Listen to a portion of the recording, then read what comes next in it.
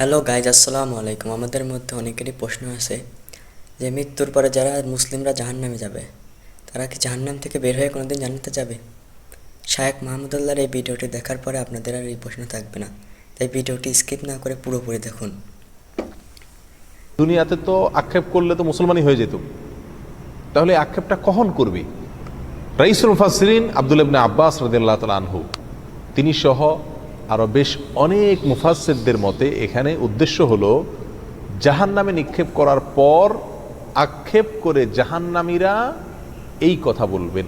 জাহান্নামীদের মধ্যে দুই ধরনের লোক থাকবে, এক তো হলো অমুসলিম কাফেররা, আর দ্বিতীয়ত হলো মুসলমানদের মধ্যে যারা পাপিষ্ঠ এবং তাদের পাপ বা গুনাহের পরে তারা তওবা করেননি অথবা তাদের তওবা কবুল হয়নি, এরকম লোকেরা জাহান্নামে যাবে।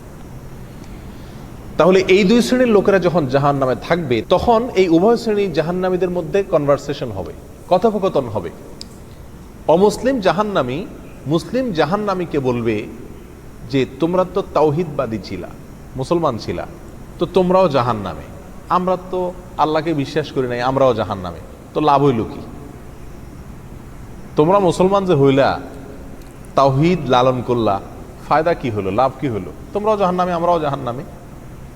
তখন কাফেররা এই কথা বলার পরে আল্লাহ সুবহানাহু ওয়া তাআলা রহমত এবং দয়া উদ্রেক হবে মুসলমানদের প্রতি, আর কাফেরের উক্তির কারণে আল্লাহ সুবহানাহু ওয়া তাআলা রাগান্বিত হবেন যে আমার তাওহীদবাদী বান্দা তাওহীদে বিশ্বাস করত, কিন্তু তার ভুলের কারণে সে জাহান্নামে আসছে, এই জন্য তাকে আজ ছোট করছে কাফিরে।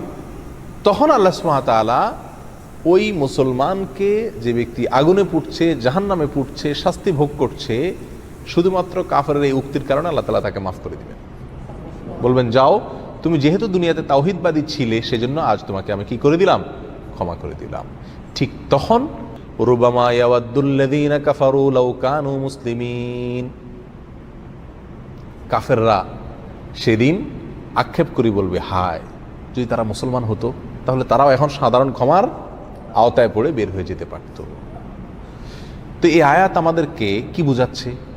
এই আয়াত আমাদেরকে বোঝাচ্ছে যে মুসলিম যদি অন্যায় করে, অপরাধ করে, যার জন্য সে জাহান্নামে যায়, আল্লাহ সুবহানাহু ওয়া তাআলা চাইলে যেই কোনো সময় তাকে কি করবেন?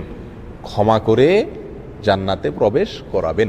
অতএব জাহান্নামে গেলে সে চিরকাল জাহান্নামে থাকবে, এই উক্তি মোটেও কি নয়, সঠিক নয়। রাসূল আকরাম সাল্লাল্লাহু আলাইহি ওয়াসাল্লামের বহু হাদিস পাওয়া যায়, যে হাদিসগুলো থেকে স্পষ্ট প্রমাণিত হয় যে জাহান্নামীদের মধ্যে থেকে যারা মুসলিম, যাদের মধ্যে ঈমান আছে, তাদেরকে আল্লাহ সুবহানাহু ওয়া তাআলা জাহান্নাম থেকে কি করবেন? এক সময় বের করবেন।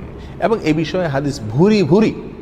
যে হাদিসকে স্বীকার করে সে কোনোদিন এই আকীদাকে অস্বীকার করতে পারে না যে মুসলমান মুমিন ব্যক্তি জাহান্নামে তার অপরাধের কারণে গেলেও এক সময় সে জান্নাতে ঠিকই কি করবে? প্রবেশ করবে।